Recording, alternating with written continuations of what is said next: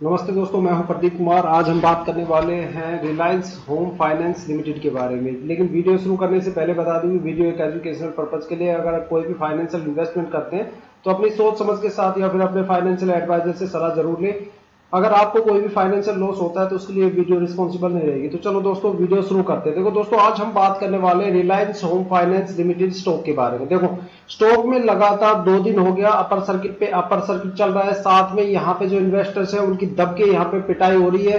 ठीक है, लोग मेरे को बार बार कमेंट करके बोल रहे हैं कि भैया रिलायंस होम फाइनेंस लिमिटेड के ऊपर वीडियो बनाओ, इसकी एनालिसिस करके बताओ। तो भाई साहब, एनालिसिस ऐसी है कि इसमें एनालिसिस करने लायक कुछ है ही नहीं।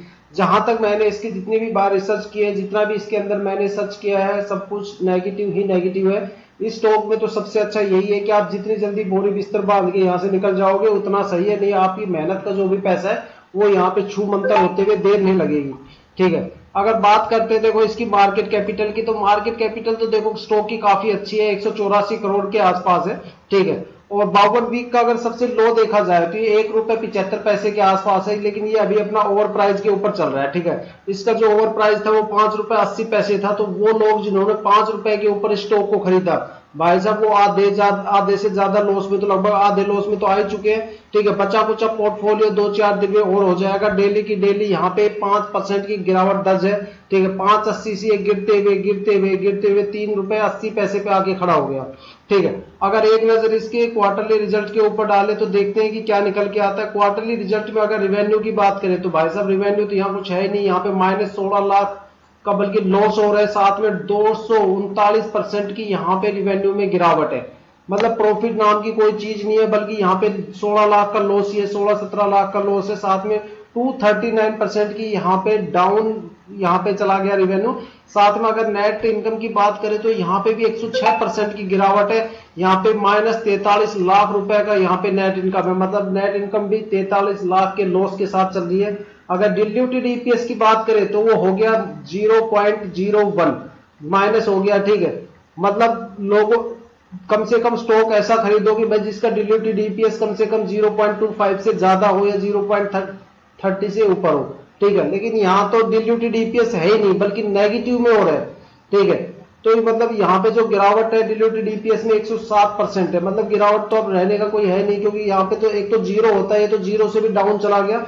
ठीक है, साथ में अगर नेट प्रॉफिट मार्जिन की बात करें तो यहाँ पे कोई भी प्रॉफिट नहीं है। ये उस प्रॉफिट में भी 95% की ग्रोथ गिरावट के साथ यहाँ पे खड़ा है। और एक नजर अगर मान लो इसकी मार्केट की सुर्खियों पे डालें कि भाई मार्केट में इसके बारे में क्या क्या न्यूज चल रही है, तो देखो भाई साहब, इसमें मुझे ना कोई पॉजिटिव न्यूज तो दिखाई नहीं दे रही। सबसे ऊपर है रिवेन्यू डिक्लाइन। ठीक है, सबसे पहला जो इसका पॉइंट है वो है रिवेन्यू डिक्लाइन की भाई कंपनी ने जो रिवेन्यू है वो इसमें -239% की यहाँ पे गिरावट देखने को मिली।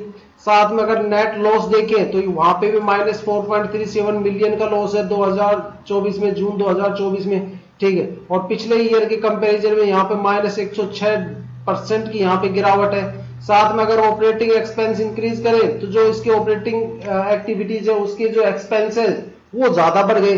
कंपनी का जो खर्चा है वो ज्यादा बढ़ गए, नेट इनकम जो है वो बिल्कुल भी नहीं है। ठीक है, अगर साथ में बात करें लो मार्केट कैपिटलाइज, तो जो इसकी मार्केट कैपिटल वैल्यू है वो भी पटापट गिरती जा रही है। ठीक है, यहाँ पे मार्केट कैपिटल वैल्यू रह गई 1.84 बिलियन INR रह गई। ठीक है, और अगर मान लो डेबिट की बात करें कि कंपनी पे कितना कर्जा है, तो भाई साहब कंपनी पे तो high debit to equity ratio है। मतलब पर रेशियो यहाँ पे जो डेबिट है वो काफी ज्यादा है। कंपनी मतलब पूरी तरह से कर्जे में डूबी हुई है। अब इसके रिटर्न की बात करते हैं तो भाई साहब इसका रिटर्न की परफॉर्मेंस भी काफी ज्यादा पुअर है। ठीक है, और अगर शॉर्ट टर्म इन्वेस्टमेंट के लिए अगर यहाँ पे इसके एनालिसिस चेक करें तो यहाँ पे डिक्लाइन बता रहा है कि भाई आपको शॉर्ट टर्म इन्वेस्टमेंट तो बिल्कुल भी नहीं करना। ठीक है, अगर करो तो लॉन्ग टर्म करो, लेकिन मैं तो ये कहता हूँ यहाँ लॉन्ग टर्म का भी कोई फायदा नहीं जब शॉर्ट टर्म में कुछ नहीं है तो। ठीक है, उसके बाद high annual revenue D growth. देखो यहाँ पे जो रिवेन्यू है उसकी भी ग्रोथ जो है -100% के आसपास है। ठीक है, तो भाई साहब टोटल ओवर मिला के इसमें जितनी भी न्यूज आ रही है सारी नेगेटिव है। यहाँ पे कोई भी पॉजिटिव न्यूज आपको देखने को नहीं मिलती। इस स्टॉक से जल्दी बाहर निकल के अगर आप कोई भी लार्ज कैप, मिड कैप या फिर स्मॉल कैप का कोई भी स्टॉक ले लोगे, सजलोन एनर्जी ले लो, जेपी पावर ले लो, रतन पावर ले लो, ठीक है, ओरिएंट ग्रीन एनर्जी ले लो, विकास इकोटेक ले लो, HCL इन्फो सिस्टम ले लो। देखो अगर जिस बजट का स्टॉक आप पेनी स्टॉक ले रहे हो तो उस पेनी स्टॉक की कैटेगरी में और भी काफी पेनी स्टॉक है।